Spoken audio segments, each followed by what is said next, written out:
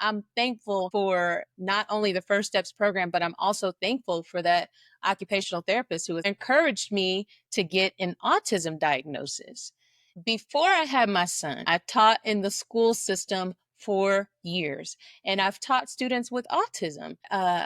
Even though I had that experience, I still wasn't prepared to hear that word applied to my child.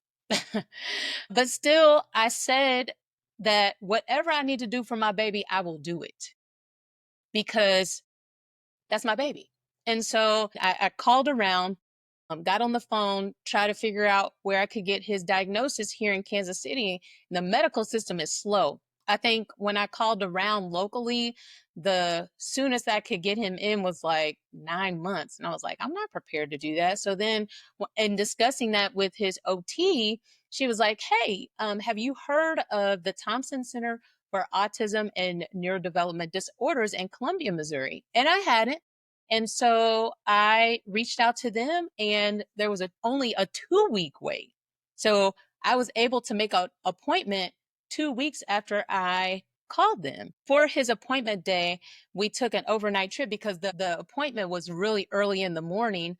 My son was 2.5 years old at the time, and the assessments were 3 hours long. It was the longest 3 hours because I'm trying to keep his attention and trying to help the people who are assessing him to keep his attention. But we had to take breaks and stuff like that. But we got through it. And by the time it was over, we were both done.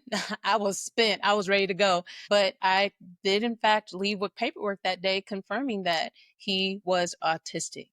And so on that same day, I remember almost immediately, I became an autism advocate even before I fully understood what that meant, and even before I fully understood what he needed. When I got the official diagnosis, I felt two things at once: relief and grief. I had relief because now I could name it, address it, and support whatever he needed. But I also had grief because I know that, and still know that, society was not built and is not built for my baby and people like him. And that hurt. But I could not stay in that grief because it's me. I'm his voice box. And so I had to shift, and I had to shift quickly.